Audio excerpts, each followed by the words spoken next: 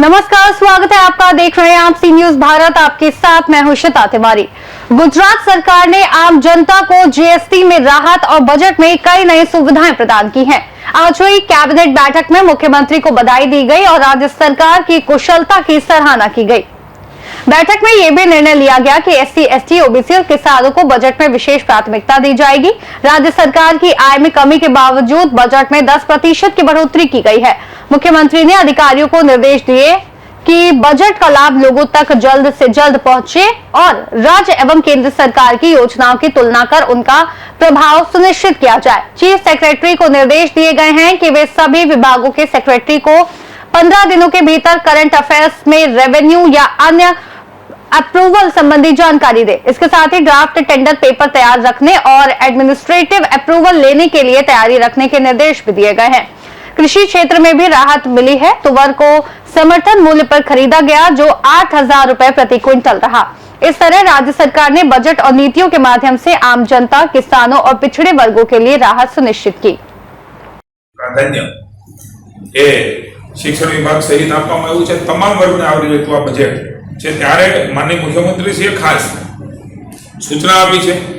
ભારત સરકાર અને ગુજરાત સરકાર એમની યોજનાઓ, એમની બજેટની જોગવાઈઓ, ગુજરાત સરકારની બજેટની જોગવાઈઓ તુલના કરીને સમીક્ષા એ ચીફ સેક્રેટરી કરે અને જ્યાં જરૂર જાય ત્યાં મુખ્યમંત્રી પણ એ સમીક્ષા બેઠક આવનારા સમયમાં જરૂર જણાશે તો એ પણ સમીક્ષા બેઠક પૂર્ણ કરીને કરશે, જેના આધાર ઉપર આપણે સામાન્ય જનતાને વધારે લાભ અપાવી શકીએ। એક નવી બાબત એ માનનીય મુખ્યમંત્રીશ્રીએ મૂકી છે।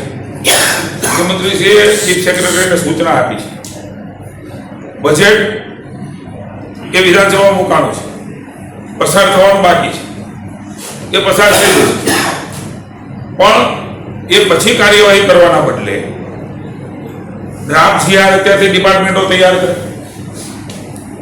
ડ્રાફ્ટ ટેન્ડર પેપર એની પણ તૈયારી રાખે,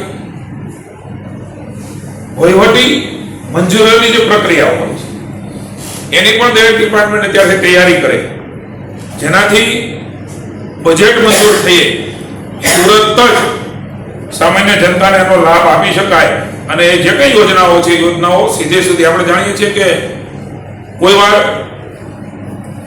બજેટ માર્ચના એન્ડમાં સેશન પૂરું થાય, બજેટ મંજૂર થાય પછી આ બધી પ્રક્રિયાઓ શરૂ થાય, એ પાછું કોઈ વાર જૂન જુલાઈ આવી જાય, ચોમાસું આવી જાય તો સામાન્ય જનતાને એ કામમાં અડચણ પડે, દિવાળી આવી જાય એવું પણ ક્યારેક ક્યારેક બને। એટલે માનનીય મુખ્યમંત્રીશ્રીએ સૂચના આપી છે કે બજેટ પૂરું થાય તરત જ આ પ્રકારની વ્યવસ્થાઓ એ તંત્ર, ડિપાર્ટમેન્ટો, સચિવો બનાવે। મને કહેતા આનંદ છે કે ચીફ સેક્રેટરીએ ખુદે તમામ સચિવોને મંત્રીમંડળની બેઠકમાં કહ્યું કે 15 દિવસની અંદર જે વર્તમાન બાબત છે અને સૂચિત બાબત છે એમાં તમને કોઈ રેવન્યુની જમીનથી માંડી અન્ય ડિપાર્ટમેન્ટની વહીવટી મંજૂરીઓ તમને લેવાની હોય, આપવાની હોય, તમને દેખાતું હોય તો 15 દિવસની અંદર જ એ ચીફ સેક્રેટરીને આપી દે।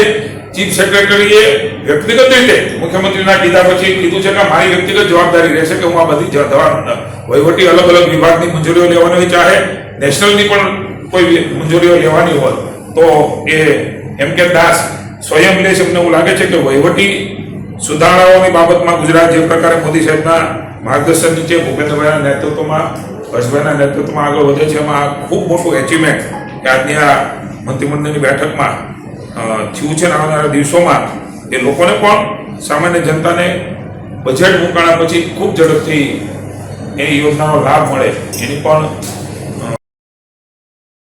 આજની બજેટની આ સેશન દરમિયાન મંત્રીમંડળની જે બેઠક મળી એમાં ખાસ કરીને ભૂપેન્દ્રભાઈને વિશેષ અભિનંદન મંત્રીમંડળ દ્વારા આપવામાં આવ્યા। સૌ સચિવો દ્વારા વિશેષ અભિનંદન અપાયા। માનની નાણામંત્રી, નાયબ મુખ્યમંત્રી હર્ષભાઈ, કનુભાઈ અને ખાસ કરીને જેના વડપણ નીચે સરકાર ચાલે છે એવા મુખ્યમંત્રીને ડિટેલ અભિનંદન। વિશેષ રીતે એ છે કે જીએસટીમાં માનનીય મોદી સાહેબે રાહત આપી સામાન્ય જનતા, ટેક્સ પેયરો છે એમને પણ રાહત મળી, સામાન્ય જનતાને અનેક રાહતો મળી, આપણી આવક પણ રાજ્યની એ પ્રમાણે ઘટે સ્વાભાવિક છે. છતાં પણ ગુજરાત સરકારે પોતાની કાર્યક્ષમતા વધારીને 10% વધારો આ બજેટમાં કર્યો એ ગુજરાતના ઇતિહાસમાં સૌથી પ્રથમ આ ઐતિહાસિક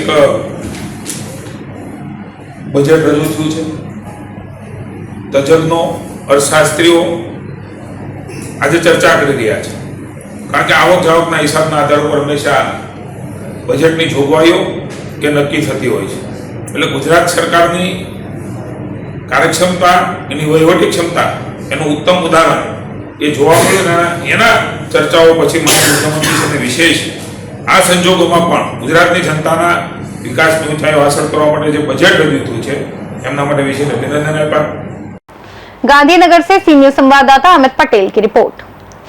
मुख्यमंत्री ने अधिकारियों को निर्देश दिए हैं कि बजट और राहत योजनाओं का लाभ लोगों तक शीघ्र और पारदर्शी तरीके से पहुंचे, ताकि एससी, एसटी, ओबीसी और किसानों सहित सभी वर्गों को सही समय पर लाभ मिल सके, आम जनता और किसानों की आर्थिक स्थिति मजबूत हो सके। फिलहाल के लिए रिपोर्ट में इतना ही। देश और दुनिया की तमाम बड़ी खबरों के लिए देखते रहिए सी न्यूज भारत।